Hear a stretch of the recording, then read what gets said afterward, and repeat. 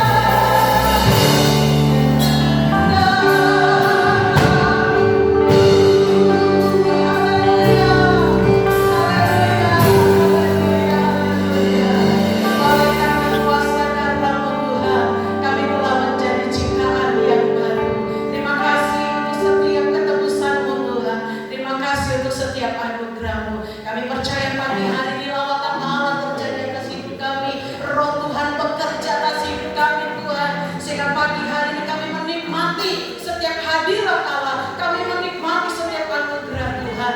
Bahkan kami percaya Tuhan, biarlah tempat ini dikuasai dan diurapi dengan kuasa Roh Kudus daripada Tuhan, sehingga kami boleh layak menghampiri setiap hadirat Tuhan. Layakkan kami setiap pelayan-pelayan Tuhan, hamba-hamba Tuhan, dan setiap kami sedang jemaat Tuhan. Kami percaya berkat Allah pagi hari ini terjadi atas hidup kami ketika kami manunggal bersama dengan Tuhan, ketika kami mendengarkan setiap kebenaran firman Allah. Tuhan yang bekerja atas hidup kami. Terima kasih Tuhan, kami tidak izinkan satu kuasa pun di luar pada Tuhan yang akan mengganggu setiap konsentrasi ibadah kami. Kami bersatu hati, kami tolak, kami patahkan di dalam nama Yesus. Ya Roh Allah, Roh Tuhan yang memberkati kami pada saat pagi hari. Kami akan mulai ibadah kami di dalam nama Tuhan Yesus. Kami berdoa. Haleluya. Amin. Puji Tuhan. Shalom Bapak Ibu Saudara. Shalom. Pagi hari ini kita diberkati oleh Tuhan. Amin. Kita mulai dengan sekarang. Amin.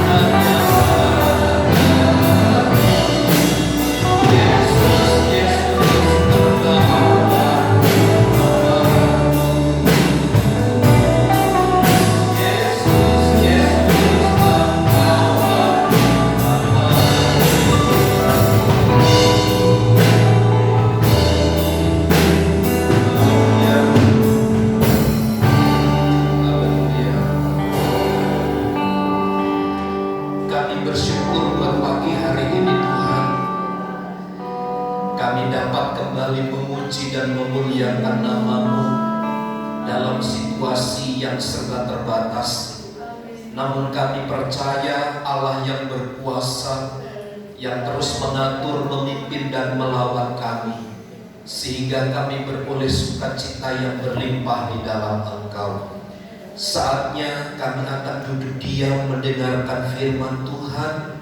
Roh Kudus bekerjalah bagi kami semua.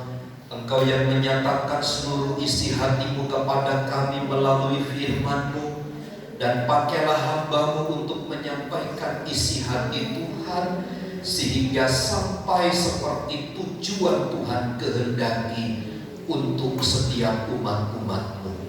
Karenanya kami siap untuk diberkati di dalam dan demi nama Tuhan Yesus. Amin. Silakan duduk Bapak Ibu saudara sekalian. Salam.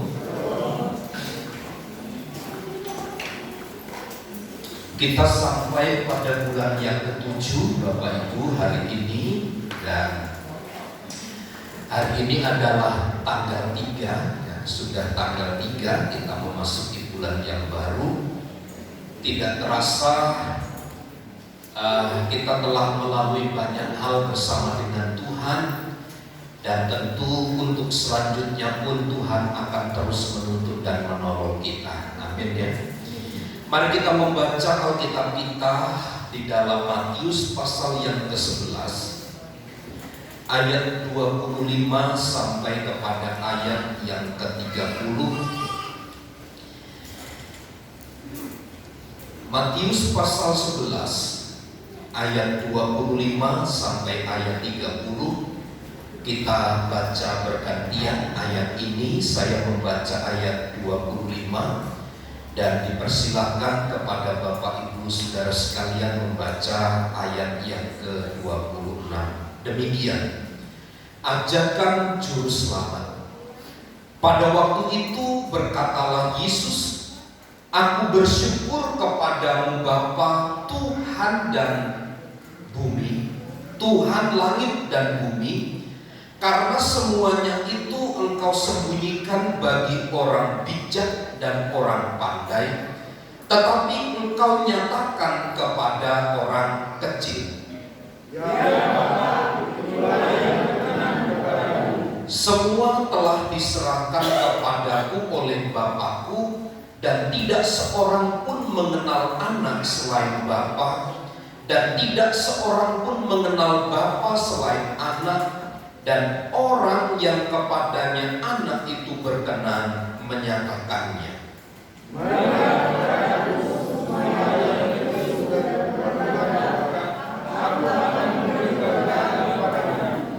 "Pikulah yang kupasang dan belajarlah kepadaku, karena aku lemah lembut dan rendah hati, dan jiwamu akan mendapat ketenangan."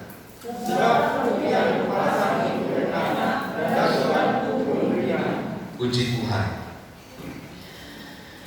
Setelah kemarin kita belajar tentang bagaimana Tuhan Yesus mengecam kota-kota yang diisi oleh orang-orang yang tidak mau percaya kepada Tuhan, bukan karena mereka tidak pernah melihat mujizat, bukan karena mereka tidak pernah mengalami sesuatu yang baik dari Tuhan, tetapi karena memang mereka berusaha sendiri untuk tidak percaya kepada Tuhan.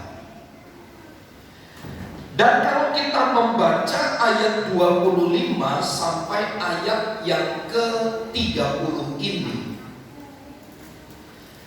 sebenarnya Tuhan tidak suka kepada orang yang tinggi hati. Namun sebaliknya, Tuhan itu berkenan kepada semua orang yang rendah hati. Di dalam Alkitab, termasuk di dalam Yakobus pasal 4 ayat yang ke-6, jelas ditulis di sana, Tuhan itu menentang orang-orang yang congkak.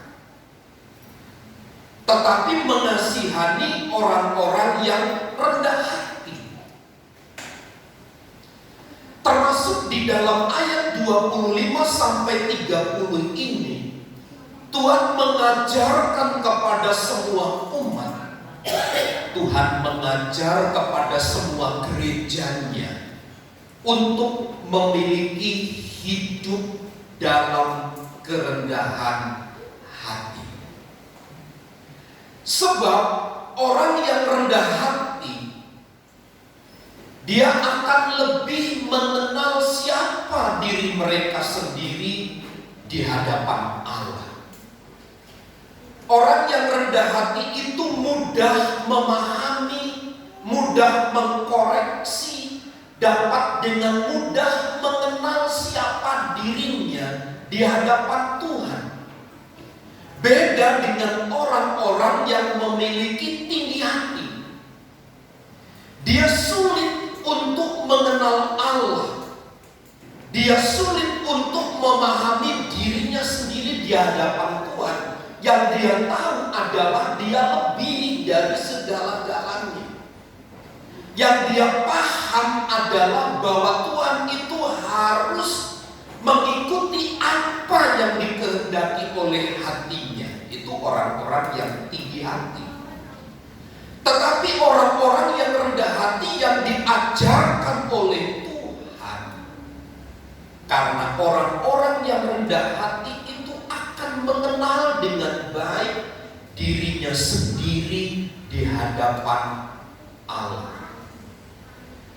Dia mengenal bahwa dirinya adalah orang-orang yang berdosa, yang membutuhkan belas kasih Allah, yang hidupnya setiap hari hanya selalu bergantung kepada Tuhan. Inilah kenapa Matius pasal 11 ayat 25 sampai 30, setelah Tuhan Yesus mengecam ketidakpercayaan mereka, sekarang Tuhan mengajar agar setiap orang yang percaya kepadanya memiliki kehidupan yang rendah hati. Karena sekali lagi orang yang rendah hati itu dia bisa mengenal dengan baik siapa dirinya di hadapan Tuhan. Karena akan muncul kesadaran bahwa dia adalah orang berdosa yang membutuhkan belas kasih dan campur tangan Tuhan. Dan peristiwa ini diajarkan oleh Tuhan Yesus seperti tercatat di dalam Lukas pasal yang ke-18. Saya baca ayat ini untuk kita. Lukas 18 ayat yang ke-9 sampai ayat yang ke-14. Saya baca demikian. Dan kepada beberapa orang yang menganggap dirinya benar dan memandang rendah semua orang lain, Yesus mengatakan perumpamaan ini. Ada dua orang pergi ke bait Allah untuk berdoa. Yang seorang adalah Farisi dan yang lain pemungut cukai. Orang Farisi itu berdiri dan berdoa dalam hatinya begini, "Ya Allah, aku mengucap syukur kepadamu karena aku tidak sama seperti semua orang lain, bukan pemabuk, bukan orang lalim, bukan pezina, dan bukan juga seperti pemungut cukai ini. Aku berpuasa 2 kali seminggu, aku memberikan 1/10 dari segala penghasilanku." Tetapi pemungut cukai itu berdiri jauh-jauh, bahkan ia tidak berani menengadah ke langit, melainkan ia memukul diri dan berkata, "Ya Allah, kasihanilah aku orang berdosa ini." Aku berkata kepadamu, orang ini pulang ke rumahnya sebagai orang yang dibenarkan Allah, dan orang lain itu tidak. Sebab barang siapa meninggikan diri, ia akan direndahkan, dan barang siapa merendahkan diri, ia akan ditinggikan. Adalah dua orang, Farisi dan pemungut cukai. Seorang Farisi itu menganggap dirinya lebih dari yang lain. Saya berpuasa, saya melakukan kegiatan-kegiatan peribadatan dengan baik. Bahkan lebih lagi saya tidak sama seperti mereka ya Tuhan. Lihat konsep orang yang meninggikan diri, konsep orang yang tinggi hati, selalu memandang orang lain itu lebih rendah daripada dirinya. Dan itu bukan ajaran dari Tuhan. Ketika menganggap orang lain lebih rendah daripada diri kita, sekali lagi, ini bukan ajaran dari Tuhan. Tuhan sedang mengajar kepada semua orang untuk sama memiliki sikap rendah hati seperti seorang pemungut cukai yang berdiri jauh-jauh, tidak sanggup menghadap ke langit di mana tahta Allah itu ada. Hanya meminta belas kasihan Tuhan, ada muncul kesadaran bahwa saya adalah orang yang berdosa. Dan Alkitab tegas katakan pada ayat 14, orang yang datang kepada Tuan pemungut cukai itu, dia pulang ke rumahnya dan dibenarkan. Tidak kepada orang Farisi yang menganggap dirinya telah melakukan banyak rutinitas kegiatan ibadah, yang menganggap dirinya telah banyak melakukan sesuatu untuk Tuhan. Tetapi tidaklah demikian yang berkenan di hadapan Allah. Namun mereka yang dengan rendah hati datang kepada Tuhan. Ini adalah satu perumpamaan yang diungkapkan oleh Tuhan, bahwa sesungguhnya Dia sedang mengajar agar murid-murid, agar semua orang percaya memiliki kehidupan yang rendah hati. Sebab orang yang rendah hati dapat mengenal siapa dirinya di hadapan Allah. Lalu yang kedua, orang yang rendah hati itu dapat mengenal dengan lebih baik siapa diri mereka di hadapan sesamanya. Dalam Lukas pasal yang ke-14 ayat yang ke-7 disebut begini, karena Yesus melihat bahwa tamu-tamu berusaha menduduki tempat kehormatan, Ia mengatakan perumpamaan ini kepada mereka. Kalau seorang mengundang engkau ke pesta perkawinan, janganlah duduk di tempat kehormatan, sebab mungkin orang itu telah mengundang seorang yang lebih terhormat daripadamu, dan seterusnya sampai ayat yang ke-11. Ada sebuah tatanan etika yang dibangun oleh orang-orang yang rendah hati seperti yang diajarkan oleh Tuhan. Kalau kamu datang ke tempat pesta, jangan langsung duduk di tempat kehormatan. Jangan-jangan nanti di dalam berlangsungnya pesta, Anda yang duduk di tempat kehormatan ditaruh di belakang. Tapi belajarlah ketika ada dalam pesta, duduklah di paling belakang. Siapa tahu tuan rumahnya menganggap Anda adalah sebagai orang yang terhormat, maka dari belakang Anda akan dituntun untuk didudukan di tempat-tempat yang terhormat. Sekali lagi, orang yang rendah hati itu dapat mengenal dengan baik siapa dirinya di hadapan sesamanya. Jangan menganggap diri kita terhormat. Biarlah kehormatan itu disampaikan oleh orang-orang yang di sekitar kita. Penghormatan kepada diri sendiri itu hanya sekedar penilaian sesaat berdasarkan apa yang kita mengerti, apa yang kita pahami tentang nilai diri kita sendiri. Sesungguhnya kita bukan orang yang terhormat. Kita sedang menjadi hebat, menjadi terhormat. Biasakan begini Bapak Ibu Saudara, saya ingat pada waktu pesta pernikahan saudara Bapak Philip Simanjuntak dan Ibu, saya memegang prinsip ini. Lalu datang beberapa jemaat dan ayo duduk di depan, duduk di depan. Saya bilang jangan, itu tempat kehormatan orang lain. Izinkan saya untuk duduk di belakang.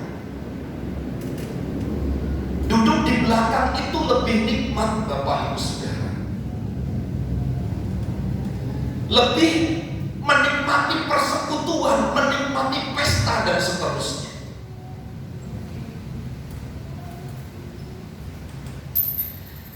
Nah, memang Bapak Ibu Saudara, hal ini sulit dimengerti ketika seseorang memiliki kehidupan yang tinggi hati, yang menganggap dirinya terhormat.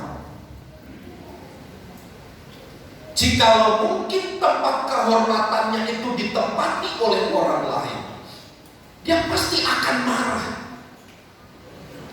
Bahkan akan lebih fatal, mungkin dia akan tinggalkan tempat itu dan kemudian membuat pernyataan-pernyataan yang kurang berkenan.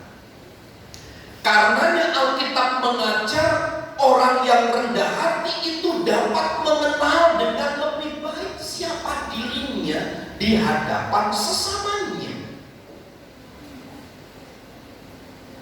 Bukankah Alkitab mengajar kalau kamu ingin menjadi besar di antaramu, belajarlah, mulailah menjadi pelayan di antara sesamamu. Kadang pernyataan pelayan ini Bapak Ibu Saudara jadi problem bagi kita. Padahal menjadi pelayan itu bukan semata-mata bicara tentang kedudukan yang rendah. Meskipun pemahaman kita sesaat itu merupakan kedudukan yang rendah, tetapi justru dari tempat itulah ada kemuliaan Tuhan. Dari tempat itulah orang-orang yang memegang prinsip hidup kerendahan hati akan dibangun hidupnya untuk lebih baik ke depan. Karenanya Bapak Ibu Saudara, ketika Tuhan datang dan mengajar di dalam Matius pasal 11 ini, Tuhan sangat benci kepada orang-orang yang tinggi hati. Kenapa? Tidak heran pada minggu yang lalu kita belajar bagaimana mereka begitu kuat, mereka begitu ketat tidak mau percaya kepada Tuhan Yesus, karena memang di antara mereka tidak memiliki kehidupan yang rendah hati. Mereka tidak bisa menilai siapa diri mereka di hadapan Allah. Mereka juga tidak mengenal lebih baik di hadapan sesama mereka. Nah, di dalam Matius pasal 11 ini, ayat yang ke-25 disebut begini.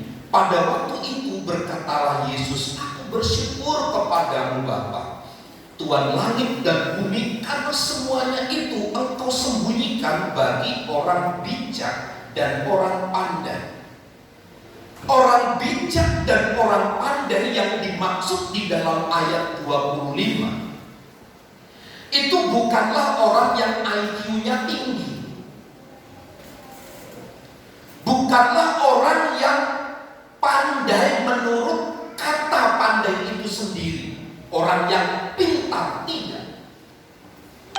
Tetapi kata bijak dan orang pandai di situ lebih mengarah kepada mereka yang bersandar kepada diri sendiri. Jadi Allah itu menyembunyikan dirinya. Dia tidak memperkenalkan dirinya kepada orang-orang yang bersandar kepada dirinya sendiri. Tetapi justru Allah menyatakan dirinya kepada orang kecil. Ini sebaliknya. Orang kecil di sini dimaksud adalah orang yang bersandar kepada Tuhan. Karenanya Bapak Ibu Saudara, mengapa Tuhan Yesus bersukacita dimulai dari ayat 25 ini? Karena Tuhan menyatakan diri kepada orang-orang yang kecil, kepada orang yang bersandar sepenuhnya kepada Tuhan, dan di mana Allah menyembunyikan kepada orang-orang bijak, orang-orang pandai. Kalau di dalam Lukas pasal yang kedua, jelas sekali pernyataan ini muncul dengan baik dalam peristiwa kelahiran Tuhan Yesus Kristus. Di dalam Lukas pasal yang kedua, ayat yang ke-8, di daerah itu ada gembala-gembala yang tinggal di padang menjaga kawanan ternak mereka pada waktu malam. Bapak Ibu Saudara telah mengenal baik siapa gembala-gembala di sini. Mereka adalah pekerja-pekerja kasar. Mereka adalah orang-orang yang dianggap tidak punya kedudukan. Mereka adalah orang-orang termarginalkan karena kasta-kasta yang dibuat oleh mereka. Mereka dianggap sebagai orang-orang yang terbuang, orang-orang yang dianggap tidak layak bersosialisasi dengan komunitas yang lebih besar di atas. Tetapi justru bagi para gembala yang demikianlah, Allah itu menyatakan dirinya, mempercayakan dirinya kepada mereka. Untuk apa? Melihat satu maksud keselamatan Allah kepada dunia. Di dalam perjanjian lama juga sama, Kejadian pasal 18. Kisah tentang Abraham, di mana ketika Allah melihat kejahatan begitu luar biasa di Sodom dan di Gomora, sudah selayaknya Sodom dan Gomora itu ditunggang-balikan oleh Tuhan, ditumpas semua manusia, semua yang hidup di sana. Tetapi Alkitab berkata dengan jelas bahwa Tuhan tidak menyembunyikan, termasuk rencana keputusan Allah kepada Sodom dan Gomora sama sekali tidak disembunyikan kepada Abraham. Sehingga kemudian ada dialog antara Abraham dengan malaikat Allah, di mana Tuhan sendiri hadir di situ. Tuhan, bagaimana kalau ada 50 orang di kota Sodom yang percaya? Aku tidak akan menghukum. Kalau ada 45 deh Tuhan, apakah engkau akan menghukum? Iya, aku akan tetap hukum. Kalau 40 Tuhan, bagaimana? Kalau ada 40 orang percaya di kota Sodom dan Gomora, saya tidak akan hukum. Sampai terakhir 10 Tuhan deh. Kalau ada orang yang percaya di situ, apakah engkau akan menghukum? Aku tidak akan menghukum kota Sodom dan Gomora. Seandainya saja ada 10 orang percaya di situ. Rupanya yang hidup di tempat itu hanya Lot dan istri beserta anaknya. Tidak sampai 10 orang. Untuk hal yang sebesar ini, Bapak Ibu Saudara, Abraham diberitahukan. Saya lihat Bapak Ibu Saudara betapa dahsyat sebenarnya pekerjaan-pekerjaan Allah kepada mereka yang bersandar sepenuhnya kepada Tuhan. Tuhan memberitahukan satu peristiwa yang besar kepadanya. Lihat juga peristiwa Nuh membangun bahtera. Membangun bahtera di tempat yang kering di atas gunung. Bukankah itu sebenarnya dia sedang melecehkan dirinya sendiri? Tetapi terhadap perintah Tuhan, dia tidak menganggap pelecehan itu sebagai kebenaran yang kemudian menghapus segala kebenaran yang disampaikan kepadanya oleh Tuhan. Sekian ratus tahun, sekian puluh tahun diberitahukan oleh Allah. Sekali lagi, Nuh juga adalah seorang yang tidak bersandar kepada dirinya sendiri, tetapi yang bersandar kepada Tuhan. Saya ingin tegaskan begini Bapak Ibu Saudara, kehidupan kekristenan kita seharusnya harus nampak pada bagian ini, di mana kita tidak bersandar kepada diri sendiri, tetapi kita bersandar hanya kepada Tuhan. Bukankah Yeremia berkata, terkutuklah orang yang mengandalkan manusia, tetapi diberkatilah yang mengandalkan Tuhan, dan seterusnya. Dalam situasi yang seperti ini Bapak Ibu, tidak ada yang dapat kita andalkan, tidak ada yang dapat kita percaya, di mana kita meletakkan kepercayaan kita sepenuhnya atau kepada materi, kepada orang, kepada kedudukan tertentu. Tidak bisa. Yang bisa adalah kita meletakkan pengharapan kita hanya kepada Tuhan. Kita hanya bersandar sepenuhnya kepada Allah. Lihat pernyataan Alkitab Matius pasal 11 itu mulai ayat 28. Ayat 28 disebut begini, marilah kepadaku semua yang letih lesu dan berbeban berat, aku akan memberi kelegaan kepadamu. Orang-orang yang letih lesu dan beban berat ini memiliki pengertian begini, bahwa orang-orang di sekitar Tuhan Yesus pada waktu itu,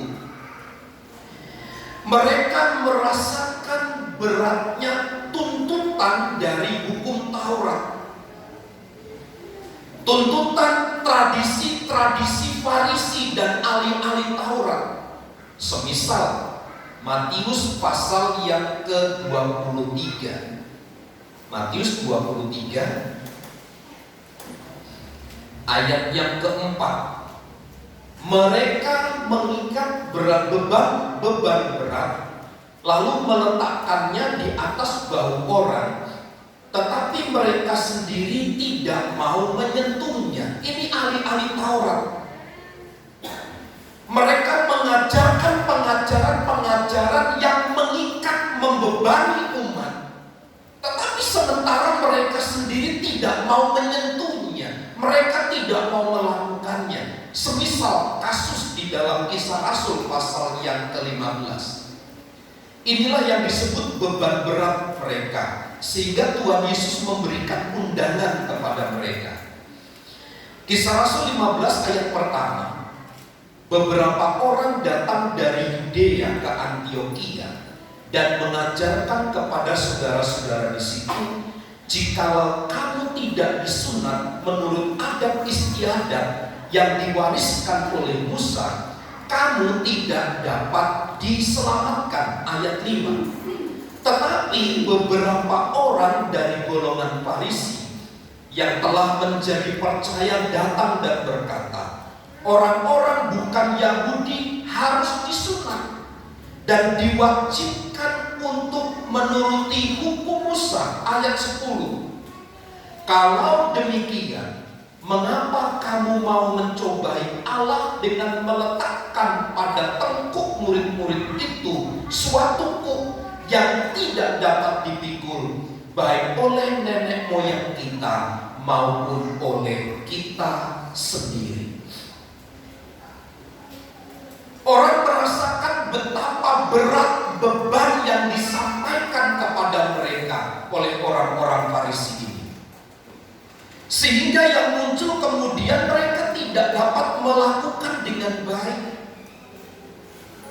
Bapak Ibu Saudara, ini ajaran yang menyimpang. Kalau kamu tidak disunat, maka kamu tidak diselamatkan. Masa keselamatan hanya dipengaruhi oleh perbuatan manusia? Ini kan sebuah nilai yang salah. Kita melihat hari-hari ini Bapak Ibu Saudara begitu menyedihkan. Ada begitu banyak orang letih lesu dibebani oleh pengajaran-pengajaran yang seperti ini. Agama itu adalah dianggap sebagai usaha untuk melepaskan diri dari sebuah penghukuman. Sehingga kalau agama sempat disentuh, diganggu sedikit, habis. Bukankah kita belajar dari sejarah? Atas nama agama, orang itu bisa membunuh sesamanya. Atas nama agama, kita boleh menipu sesama. Atas nama agama, kita bisa melakukan perbuatan-perbuatan asusila, perbuatan-perbuatan amoral. Jadi agama itu hanya sebagai tameng legalitas untuk pembenaran diri sendiri. Dan itu sangat berat. Tapi bagi Tuhan Yesus, bagi orang-orang yang letih lesu dan beban berat, mendapat undangan. Mari kepadaku semua yang letih lesu dan beban berat, aku memberi kelegaan kepadamu. Berbeda. Orang-orang Farisi, ahli-ahli Taurat mengajar sehingga mereka dijerat, diikat. Tetapi Tuhan Yesus datang mengajar mereka, memberikan kelegaan, memberikan sentosa, memberikan kelepasan kepada mereka. Dan saya ingin sampaikan begini, hanya di dalam dan melalui Tuhan Yesus saja kita akan mengalami kelegaan. Hanya Yesus yang dapat memberikan sentosa kepada umat-umatnya. Tidak ada janji yang lain yang dapat memberikan kedamaian selain di dalam Yesus Kristus. Nah Bapak Ibu Saudara, pada ayat yang ke-29 sampai ayat yang ke-30 Tuhan menyatakan begini, bahwa bebanku itu ringan. Kuk yang kupasang kepadamu itu adalah ringan. Kuk itu adalah bicara tentang pendisiplinan, tentang sebuah ketaatan kepada Kristus. Kalau kita taat kepada Kristus, maka sebenarnya kita sedang menikmati ketenangan jiwa. Itu adalah pengalaman rohani yang paling sejati. Bebanku pun ringan, kata Tuhan Yesus. Kewajiban-kewajiban di dalam kitab suci ini ringan, mudah ditanggung. Karena apa? Kuk di dalam Tuhan itu memberikan kekuatan, memberikan kemampuan kepada kita untuk kita melaksanakan dengan baik. Ia telah memberikan teladan yang baik sedemikian rupa, seperti yang tercatat di dalam kitab Filipi pasal yang kedua. Ia Tuhan tetapi telah mengosongkan dirinya sendiri dan mengambil rupa seorang hamba, menjadi sama dengan manusia. Di dalam peristiwa inkarnasi kita belajar bagaimana kerendah hatiannya. Ia tidak memilih untuk dilahirkan di istana raja, di rumah bangsawan atau pengusaha sukses, tetapi dia lahir di dalam keluarga tukang kayu yang sangat sederhana. Kesederhanaan hidup seperti inilah terungkap di dalam pernyataan serigala mempunyai liang, tetapi anak manusia tidak mempunyai tempat untuk meletakkan kepalanya. Kita belajar dari Matius pasal yang ke-11 bahwa Tuhan sedang mengajar akan gereja dan umat-umatnya untuk tidak mengandalkan, tidak bersandar kepada diri sendiri, tetapi mengandalkan dan berharap kepada Tuhan. Agar kita juga berani belajar seperti Tuhan yang rendah hati itu.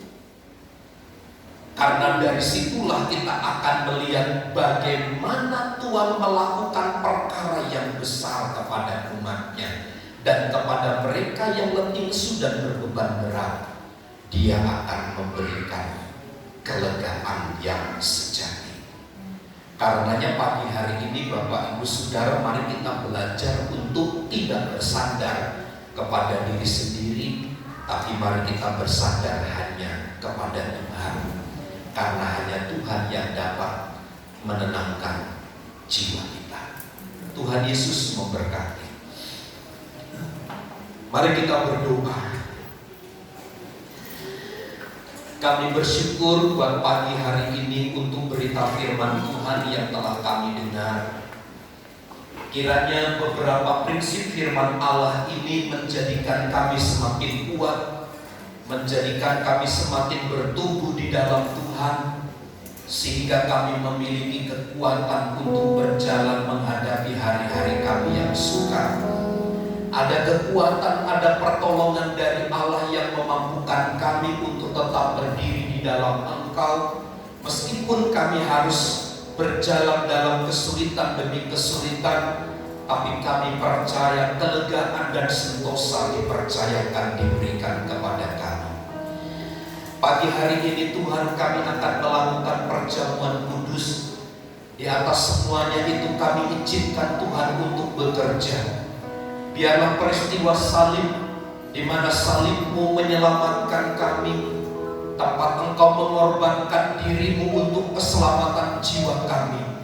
Biarlah itu tetap kami kenang di dalam hati dan pikiran kami, sehingga kami tetap kuat di dalam Engkau. Di dalam nama Tuhan Yesus. Amin. Mari kita menyanyi satu pujian, salibnya teramat mulia. Saya mengundang pelayan perjamuan untuk maju ke depan. Haleluya.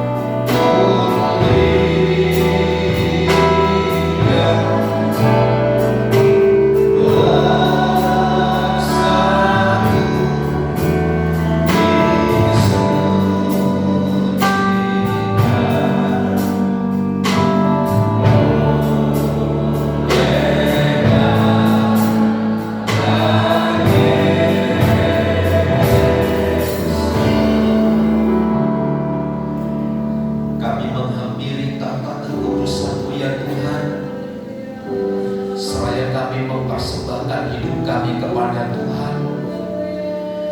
Kami akan mengenang, kami akan mengingat kembali peristiwa kematian-Mu di atas kayu salib, dengan kami memakan dan minum tubuh dan darah Tuhan. Biarlah ini menjadi pengakuan kami bersama bahwa pengorbanan-Mu di atas kayu salib menjadikan kami bertumbuh kuat di dalam Engkau. Keselamatan di dalam Yesus Kristus menjadi jaminan, menjadi bagian keselamatan jiwa kami. Karenanya kami meminta kepada Allah agar kami memiliki kehidupan yang rendah hati untuk terus bertumbuh hidup di dalam kasih karunia Tuhan. Berkati pelayan-pelayan perjamuan yang sebentar akan menghantar berkat perjamuan kepada umat-umat-Mu. Setiap tangan yang mengambilnya bubuhi berkat, dan berkatilah seluruh umat-umat-Mu. Kami lakukan perjamuan kudus pagi hari ini di dalam nama Allah Bapa, Putra, dan Roh Kudus, yaitu di dalam nama Tuhan Yesus Kristus. Amin. Salibnya teramat mulia.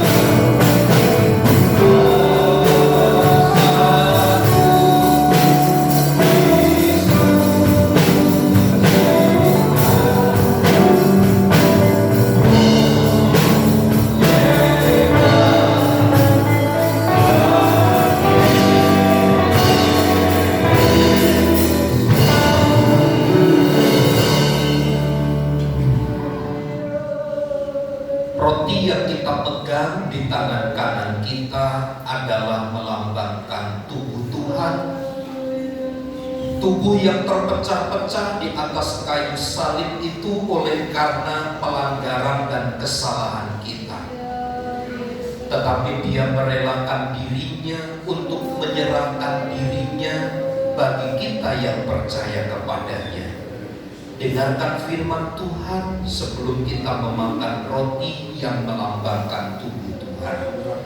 Sebab apa yang telah kuteruskan kepadamu telah aku terima dari Tuhan, yaitu bahwa Tuhan Yesus pada malam waktu Ia diserahkan mengambil roti, dan sesudah itu Ia mengucap syukur atasnya. Ia memecah-pecahkannya dan berkata, "Inilah tubuhku yang diserahkan bagi kamu. Perbuatlah ini menjadi peringatan akan aku." Mari kita makan dengan iman dalam nama Yesus.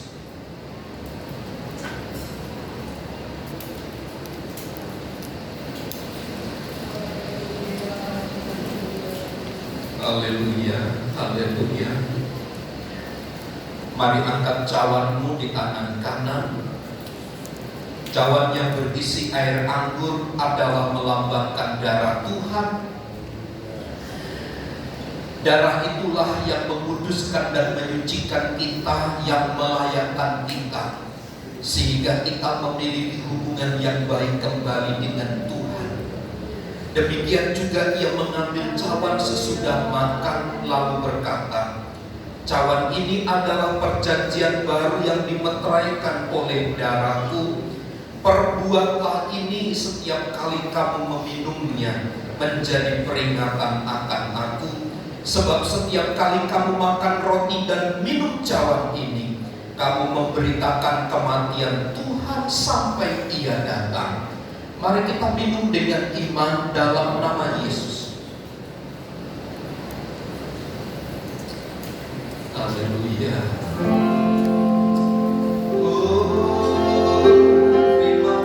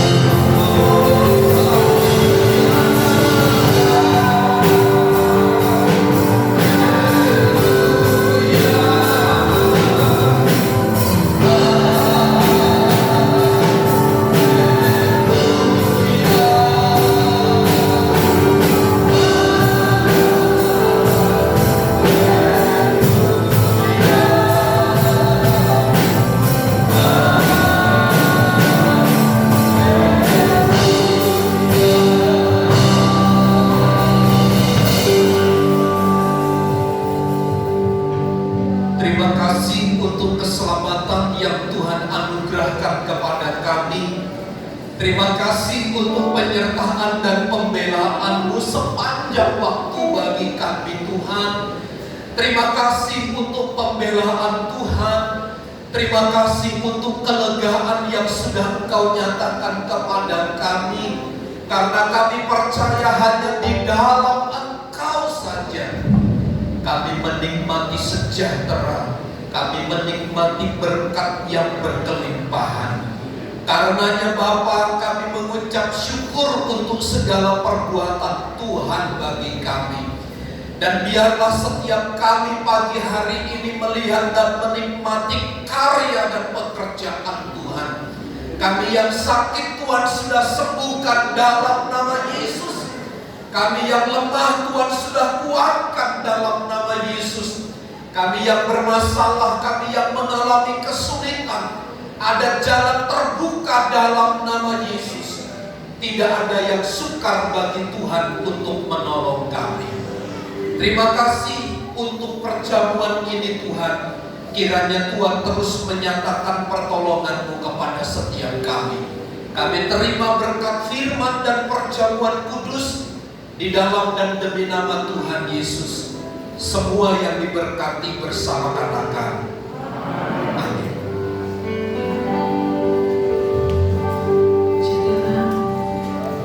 Setelah akan dibuka dan kita akan memberikan korban persembahan.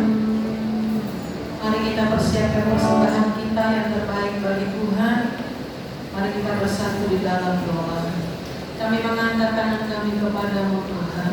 Kami rindu memberikan yang terbaik, persembahan yang kami dapat berikan Tuhan. Kami percaya persembahan, ucapan syukur, baik persembahan persepuluhan yang kami kembalikan kepada Tuhan, baik persembahan kami bagi pelayanan pekerjaan Tuhan di tempat ini.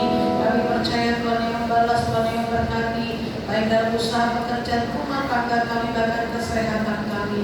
Dan apa yang kami kerjakan, apa yang kami berikan, biarlah semuanya guna hormat kemuliaan bagi nama Tuhan. Terpujilah Tuhan kekal untuk selama-lamanya.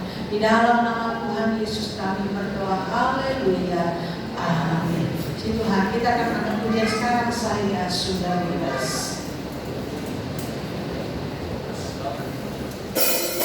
Hallelujah.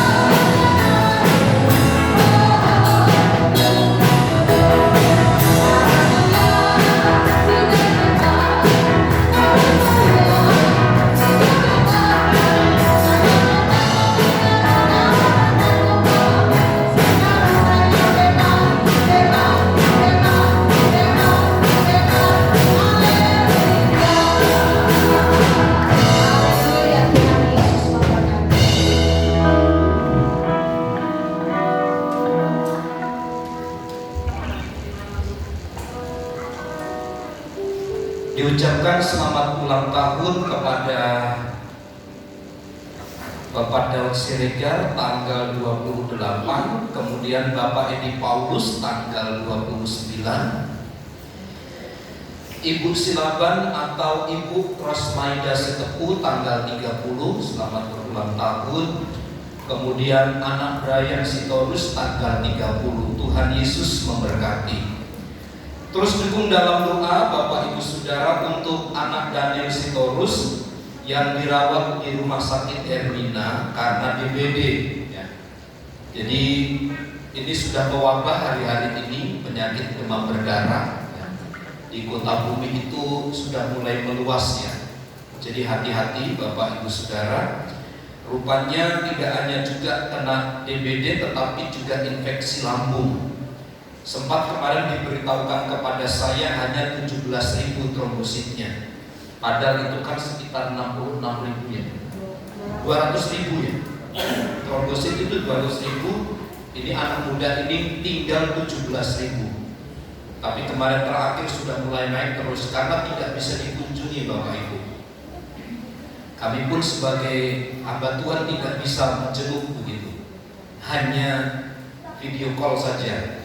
Dukung dalam doa supaya anak ini sembuh. Kemudian kita berdoa bagi Bapak Eko yang sedang sakit, Mama Merlin, ini beliau darah tinggi ya. Berdoa supaya Tuhan tolong.